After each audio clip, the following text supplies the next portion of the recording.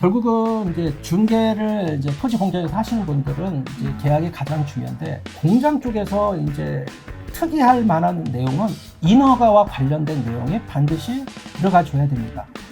만약에 어떤 특정한 지역의 건물이 해당 업종이 입주할 수 없는데 입주 가능하다고 중개할 경우에는 굉장한 중개 사고로 이어질 수 있는 가능성이 큽니다. 그러니까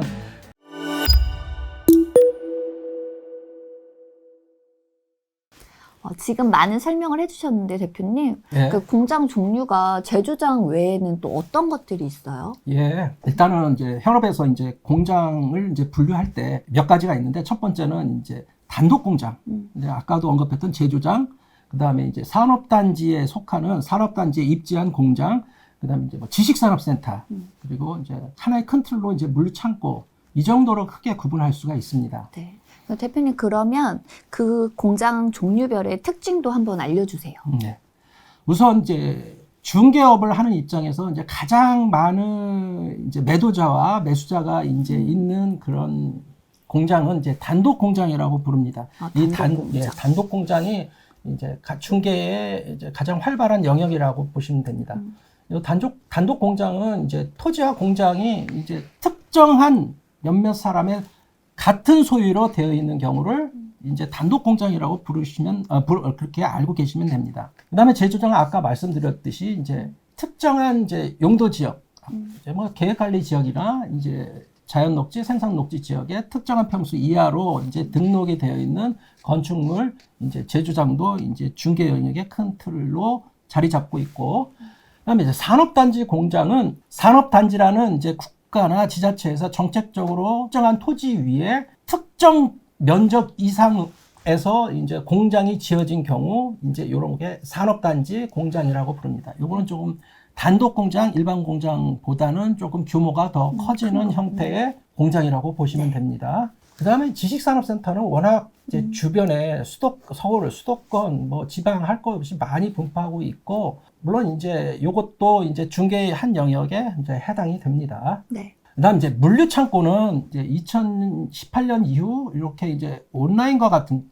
그런 새로운 업종들이 들어서면서 외국으로부터 이제 제품을 수입해서 특정한 장소에 보관을 하고 그것을 소비자와 연결시켜 주기 위해 일정한 장소에 보관되는 그런 한 종류의 부동산으로 보시면 됩니다. 이것도 토지 공장의 그 한 영역으로 현재 자리 잡고 있다고 보시면 됩니다. 네. 따라서 단독 공장, 제조장, 산업단지 공장, 그 다음에 지식산업센터, 물류창고, 이런 것들은 공장과 관련된 중개업을 하시는 분들이 이제 접하게 될 수 있는 공장의 종류라고 보시면 되겠습니다.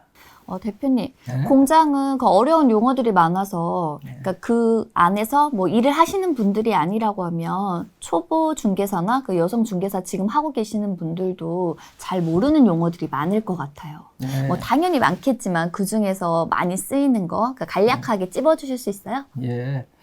공장에서 이제 등장하는 용어가 어려운 용어는 아니고 몰라서 접근하기가 조금 어렵다고 생각하는 것 뿐입니다. 맞아요. 근데 기본적으로 이제 지금 이제 이 영상에서 언급해 드릴 수 있는 게 이제 공장에서 꼭 필요로 하는 이제 용어들을 보자면은 뭐 층고, 화물 리프트, 뭐 호이스트 레일, 까치발, 슬라이딩 도어, 그다음에 이제 뭐 도비문, 텍스, 이런 것들이 이제 공장에서 이제 통용되는 이제 전문적인 용어라고 보시면 되고, 요거에 대해서는 제가 이제 수업 시간에 사진 자료를 첨부해 가지고 이제 자세히 알려드리겠습니다.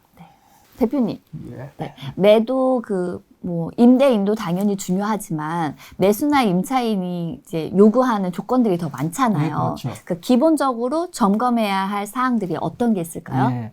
앞전 그 내용 중에 이제 기본적인 이제 용어, 여기에도 어느 정도 해당되는 그런 내용인데, 우선 매수인이나 임차인 같은 경우는 자기의 이제 영업을 해야 하기 때문에 우선은 이제 가장 보편적으로 요구하는 사항이 층고입니다. 공장은 층고가 조금 거의 필수라고 보시면 됩니다. 그 다음에 이제 상황에 따라서 이제 호이스트가 필요로 하는 업종이 있고 그렇지 않은 업종도 있고, 전기가 많이 필요로 하는 업종도 있고 그렇지 않은 업종도 있고, 예, 그리고 업종의 규모에 따라서 뭐 주요 출입구 이제 통상 이제 슬라이딩 도어라고 얘기를 하는데, 이거의 뭐 크기라든지 높이라든지 이런 것들도 필수적으로 이제 점검하는 그런 내용들도 있습니다. 용도 지역에 따라서 이제 계획관리나 자연녹지 지역은 이제 건폐율로 인해 가지고 본 건물이 좀 작게 지어지는 경향이 큰 그런 공장들이 있는데, 이런 경우에 그 나머지 건물들이 들어서 있지 않은 공간에는 이제 가설 건축물이라고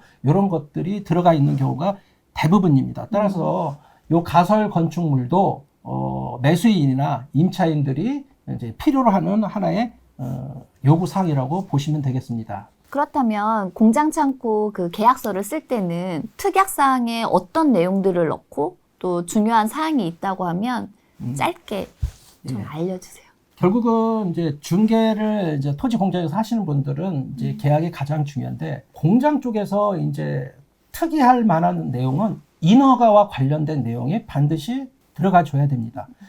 만약에 어떤 특정한 지역의 건물이 해당 업종이 입주할 수 없는데 입주 가능하다고 중개할 경우에는 굉장한 중개 사고로 이어질 수 있는 가능성이 큽니다. 그쵸. 그러니까 공장 같은 경우 인허가로 인해서 입주가 가능할지 아니면 매수가 가능할지 이거를 꼭 먼저 체크를 하셔야 됩니다. 그 다음에 이제 건축물에 대한 이제 물리적인 사항들, 아까도 언급했듯이 이제 전기와 관련돼서 전기를 더 많이 올릴 수 있다든지 아니면 이제 호이스트 설치가 가능한지, 이런 것들 뿐만 아니라 매도인이나 매수인 둘 중에, 혹은 임대인이나 임차인 둘 중에 누가 비용 부담을 할 것인가, 이 부분을 명확하게 짚고 넘어가 줘야 계약상에 이제 큰 문제가 발생하지 않을 수가 있습니다. 따라서 인허가라든지 비용 부담의 문제, 요거는 반드시 계약 과정에서 짚고 넘어가야 할 중요한 사항이라고 말씀드릴 수 있겠습니다.